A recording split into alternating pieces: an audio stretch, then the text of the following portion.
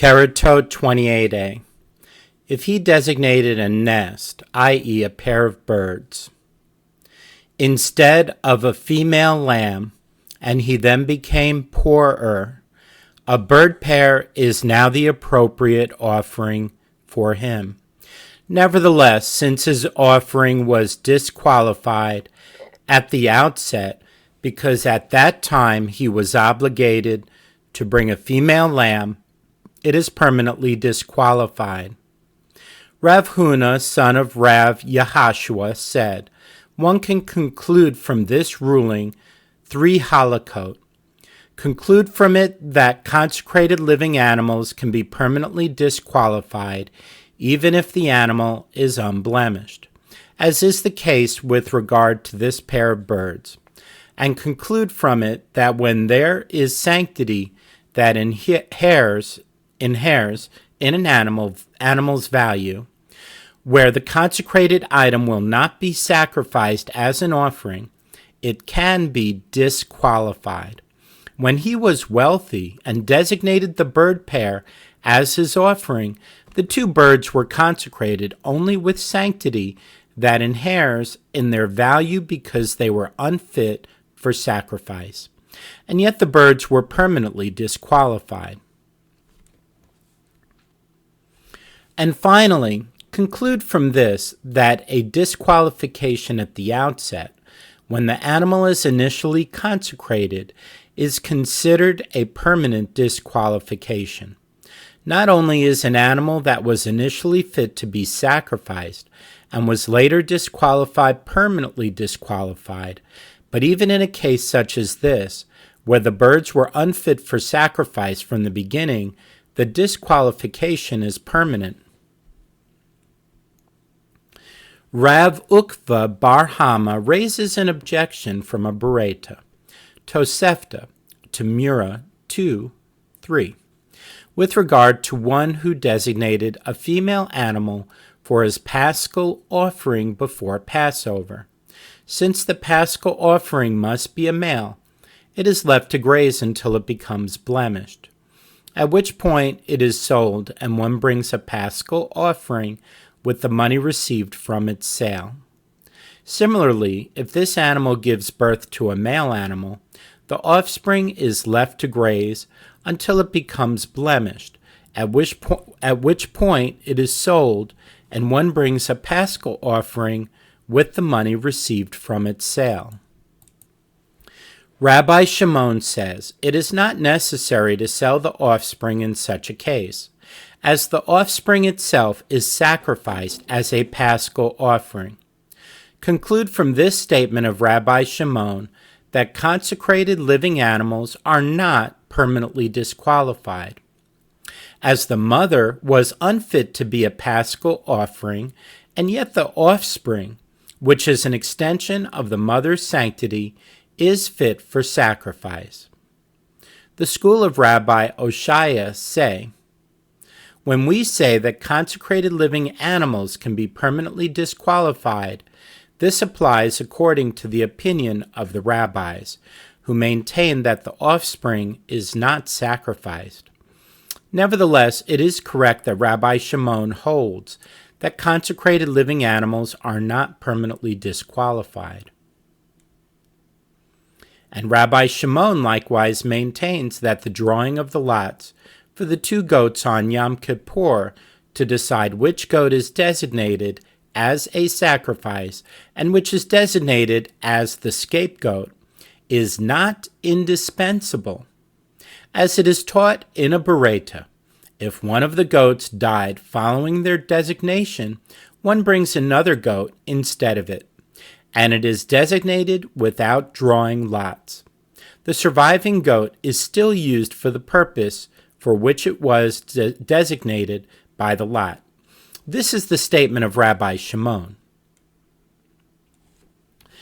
Evidently, Rabbi Shimon holds consecrated living animals are not permanently disqualified.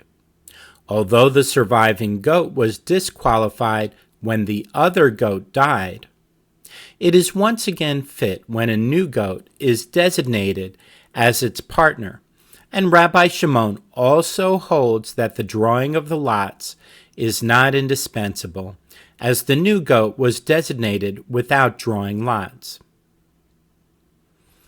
Rav Hizda says, nests, i.e. pairs of birds, are designated,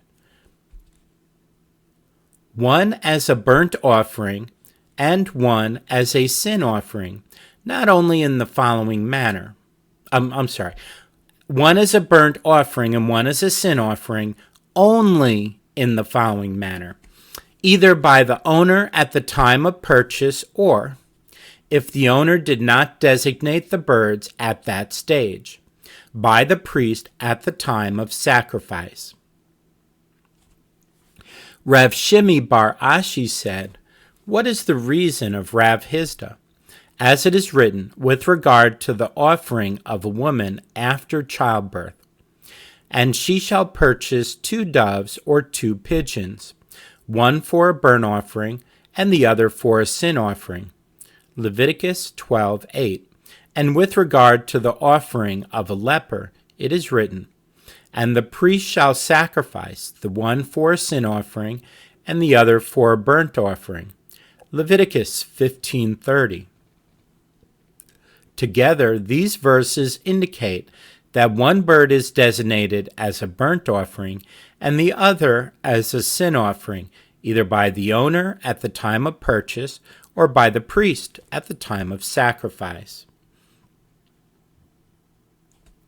The Gemara raises an objection from a Bereta in the Sifra that discusses the drawing of lots for the 2 goats of Yom Kippur. The verse states, Aaron shall bring forward the goat upon which the lot came up for the Lord, and he shall sacrifice it for a sin offering. Leviticus 16:9. This teaches that the drawing of the lot renders it a sin offering, but verbally designating the name of the goat does not render it a sin offering. And likewise, the act of the priest placing the lot on the goat does not render it a sin offering.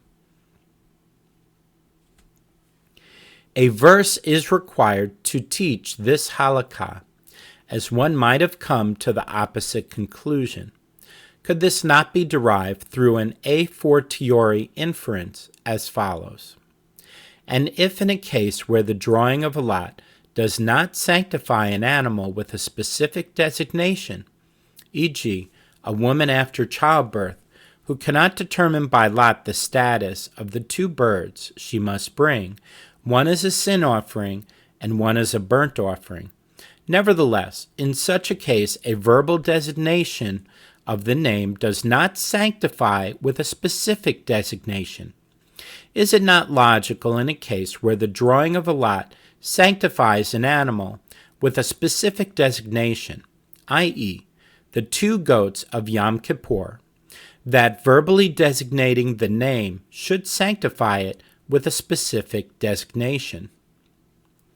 The Bereta concludes, therefore the verse states, with regard to one of the 2 goats of Yom Kippur, he shall sacrifice it for a sin offering, to teach that the drawing of the lot renders it a sin offering, but verbally designating the name of the goat does not render it a sin offering. The Gemara explains the objection. The Bereta teaches that verbally designating the name of an offering is similar to drawing a lot. If so, one can reason as follows. Just as the drawing of a lot is not performed at the time of purchase nor at the time of sacrifice, so too verbal designation of the name also does not have to be performed at the time of purchase nor at the time of sacrifice. This contradicts the opinion of Rav Hizda. Rav said that this is what the Bereta is saying. And if in a place where the drawing of a lot, either by the owner at the time of purchase or by the priest at the time of sacrifice, does not sanctify an animal with a specific designation, and nevertheless a verbal designation of the name, either by the owner at the time of purchase or by the priest at the time of sacrifice, does sanctify it with a specific designation. Here, with regard to the 2 goats, where the drawing of a lot that does not take place at the time of purchase nor at the time of sacrifice sanctifies the animal with a specific designation. Is it not logical that verbally designating the name, either at the time of purchase or at the time of sacrifice, should sanctify it with a specific designation? Therefore, the verse states, "He shall sacrifice it for a sin offering," to teach that drawing the lot renders it a sin offering. But verbally designating the name of the goat does not render it a sin offering. The Gemara raises another objection to the opinion of Rav Hizda from a Bereta in the case of a poor person who defiles the temple, i.e., he entered the temple while ritually impure, who designated money for his nest, as he is required to bring 1 bird as a sin offering and another bird as a burnt offering, and he then became wealthier. He is now obligated to bring a female lamb or goat as a sin offering. If he was unaware that he is no longer obligated to bring a pair of birds, and he says, "This money is for my sin offering, and this money is for my burnt offering," which is an error, as he is not obligated to bring a burnt offering, he adds more money and brings his obligation of a lamb or goat for his sin offering from the money designated for his sin offering. But he may not add more money and bring his obligation of a sin offering from the money designated for his burnt offering, as one may not use money that is designated for a burnt offering for the purchase of a sin offering. The Gemara explains the objection. But here the Bereta is dealing with a case where he said, "This money is for my sin offering, and that money is for my burnt offering," which means that he designated the money at a stage that was not the time of purchase nor the time of sacrifices. And yet the Bereta teaches that the designation is established, and therefore he brings his obligation of a sin offering from the money designated for a sin offering, but not from the money designated for a burnt offering. Rav Sheshet said, "And can you understand that this Bereta is properly explained, i.e., the Bereta as it stands is difficult, as it teaches, he became wealthier and said, 'This money is for my sin offering, and this money is for my burnt offering.' But this is difficult, as doesn't Rabbi Eliezer say that Rabbi Oshaya says, 'A wealthy person who defiles the temple,' i.e., he entered the temple while ritually impure, who brought the offering of a poor person to atone for his transgression, has not fulfilled his obligation. Since he cannot fulfill his obligation with that offering, how can his designation permanently establish the status of the money? Rather, what have you to say? You must say that the Bereta is referring to a case where he already said, 'This money is for my sin offering, and this money is for my burnt offering,' at the time when he was poor. So, too, it is referring to a case where he already said it even earlier, at the time when he designated the money, and therefore there is no difficulty for Rav Hizda. The Gemara asks, but according to Rabbi Haga, who says that Rabbi Oshaya says that a wealthy person who brings the offering of a poor person has fulfilled his obligation, what can be said? According to this opinion, there is no inherent difficulty in the Bereta that necessitates Rav Sheshet's interpretation, and therefore that Bereta apparently contradicts Rav Hizda's ruling. The Gemara answers that one should teach the Bereta as follows: and after he became wealthier, he purchased animals and said at the time of purchase, "This is designated as my sin offering, and this as my burnt offering." With regard to the dispute between Rabbi Elazar and Rabbi Haga, in the case of a wealthy person who brings the offering of a poor person, the Gemara raises an objection from a Bereta. A poor leper who brought the offering of a wealthy person has fulfilled his obligation. By contrast, a wealthy leper who brought the offering of a poor person has not fulfilled his obligation. This is apparently a conclusive refutation of the opinion that Rabbi Haga says that Rabbi Oshaya says. The Gemara explains that Rabbi Haga could have said to you, the halakha is different with regard to a wealthy leper, as the merciful one excluded the possibility of a wealthy person bringing the offering of a poor person in the verse, "This shall be the law of the leper." Leviticus 14:2. The emphasis of this teaches that a leper fulfills his obligation only with the appropriate offering.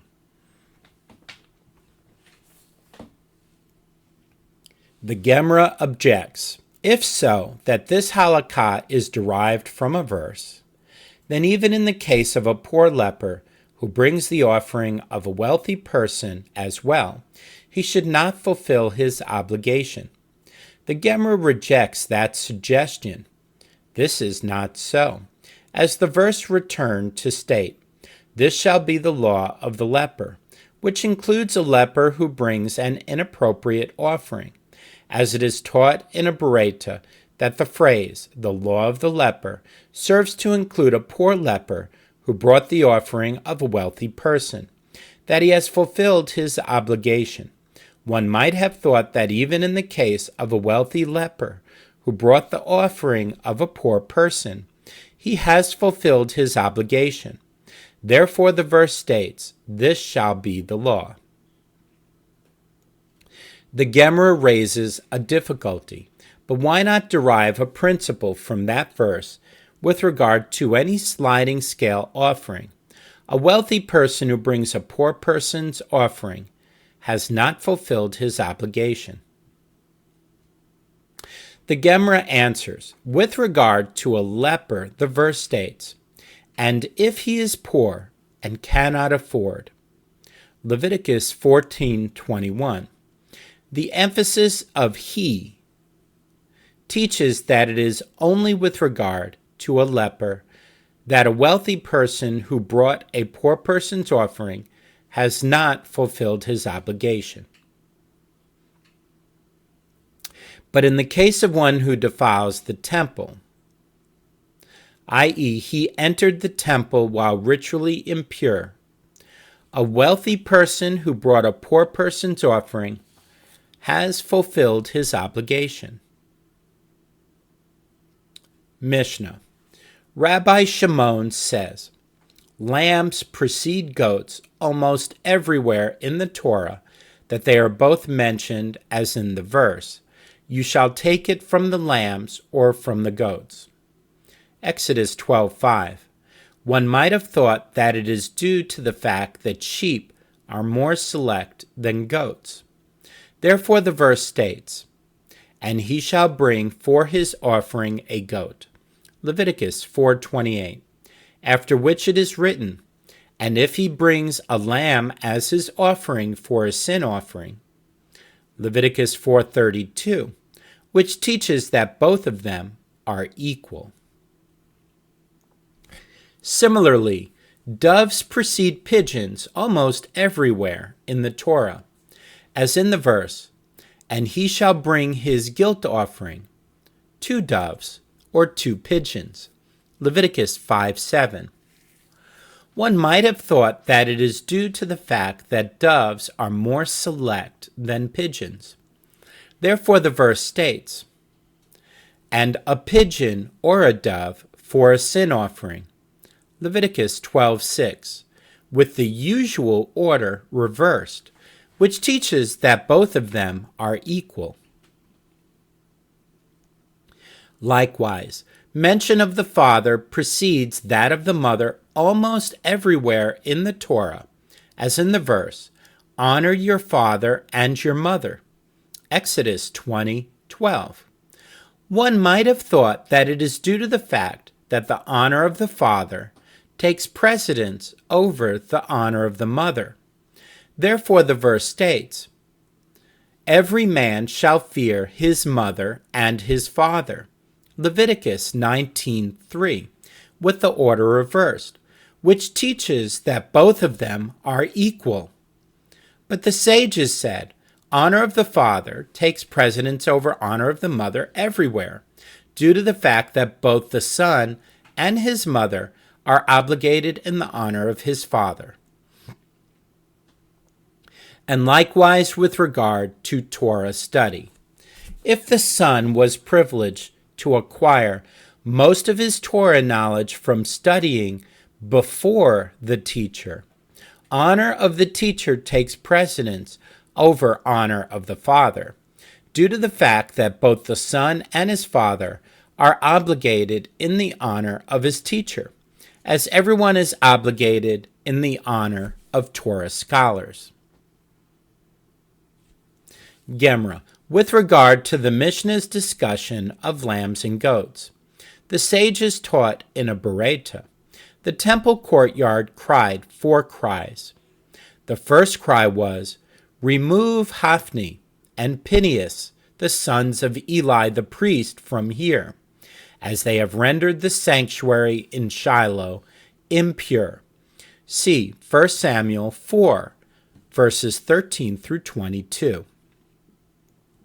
The second cry was, "Open the gates, and let Yohanan ben Nadavai, the student of Pinchai, enter and fill his belly with meat of offerings consecrated to heaven, as he is worthy to eat offerings." They said about ben Nadavai that he would eat 4 seah of doves.